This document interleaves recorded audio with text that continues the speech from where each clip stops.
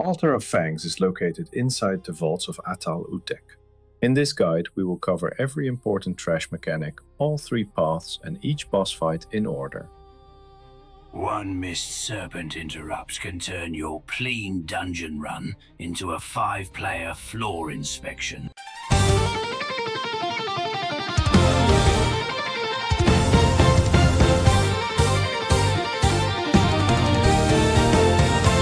During the first path, your group must destroy 6 totems.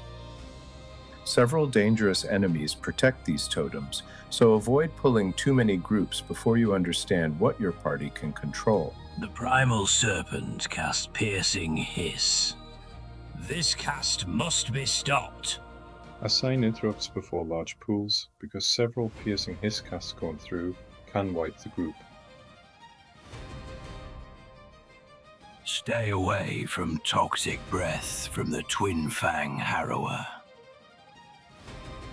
This is a dangerous frontal attack, so do not stand in front of the enemy. The Harrower also casts paralyzing shots. Dispel this effect or use movement freedom abilities to remove it. Tanks. Be careful with the Ravenous Descendant. It enrages during combat, rapidly stacking attack speed and dealing heavy tank damage. Use defensive abilities before the damage becomes dangerous. Stance and other crowd control effects can slow its attacks and give the tank time to recover. The Ritual Chieftain applies a healing absorb shield to the entire group. Healers should prepare for heavy group recovery. Tanks and damage dealers should help with healing abilities, health potions, health stones, and personal defensives. Think carefully before combining 2 or 3 groups containing these enemies. Piercing Hiss can wipe the team. Ravenous Descendants can quickly overwhelm the tank. Start with smaller pulls and increase the size based on your group's gear, interrupts, crowd control, and experience. Do not stand in the Venom puddles. Rav'i marks players with triple shot. A green arrow and circle will appear on the targeted players. Spread away from the group and use a minor defensive if needed. There are 3 piles of bones around the room. During Ssscavenging, the tank must move Rav'i to the bone pile without blood or a bleed effect. Never allow the boss to eat from a bloody pile. If Rav'i eats the wrong pile, the group will likely wipe. During Ssscavenging, green soak circles will appear. Team must stand inside these circles, cover every soak, and the tank get ready to place the boss near the clean bone pile. Regurgitate is a frontal attack. The tank should point the boss away from the group. Everyone else must stay away from the front of the boss and move out of the attack circle. Ravenous Stomp creates several brown circles around the room. Move out of the circles before they activate. After the attack, move Rav'i to the next clean pile of bones and repeat the mechanics until the boss is defeated.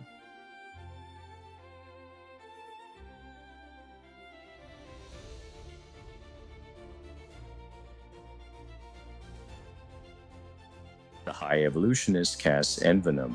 Interrupt Envenom whenever possible, but Evolve is the main priority. Do not allow the High Evolutionist to finish Evolve. Use stuns and other crowd control effects to stop it. Stay out of the green puddles during the fight. Several hatchlings will target players during this path. Kite them around the group and cleave them down. Avoid standing still while multiple hatchlings are attacking you. Tail Scythe is the main tank buster attack. Tanks should use defensive abilities to reduce the incoming damage. The boss casts Toxic Atrophy 3 times in a row. The group must rotate interrupts.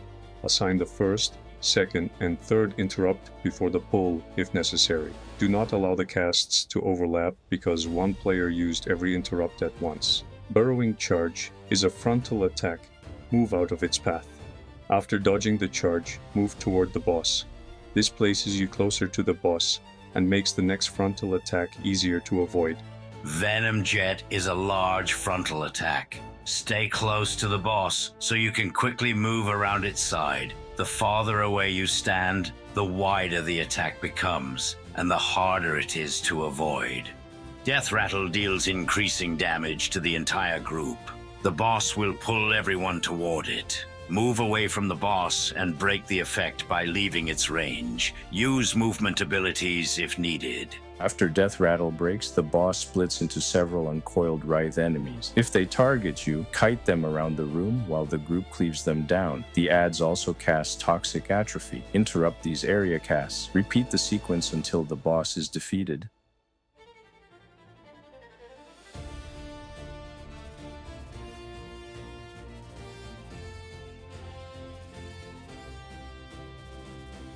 The High Evolutionist appears again during the third path. Do not allow it to cast Evolve. Interrupt in Venom whenever possible, but save your strongest control for Evolve.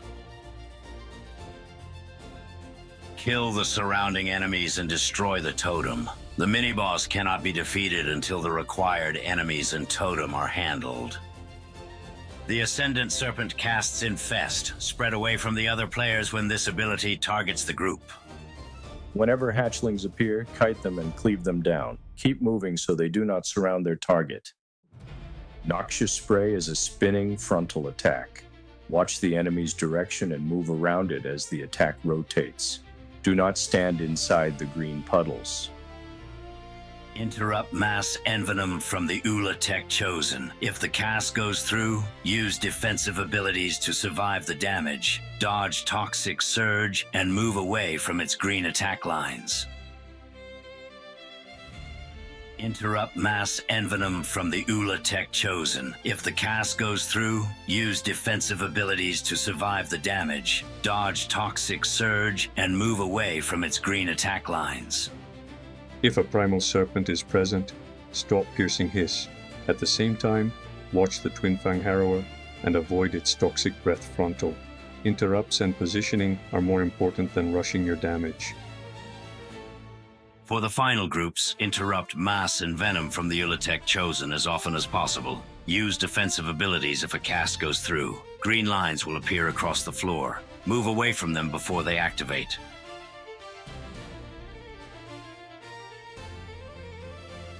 Spread the group before Ritual of the Fang begins. 4 players will receive poison beams. These beams cannot reach Zol'jan.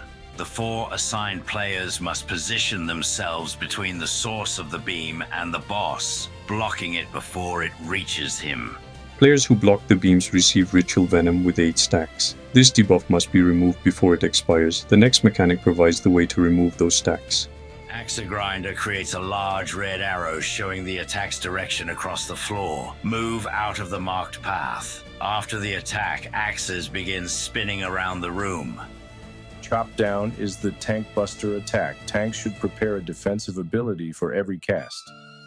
Players with Ritual Venom must deliberately be hit by any of the boss's physical abilities to apply Bloodletting, what removes that stacks of Ritual Venom. Use a defensive ability before being hit. You begin with 8 stacks, so you need enough controlled hits to remove every stack before the debuff expires.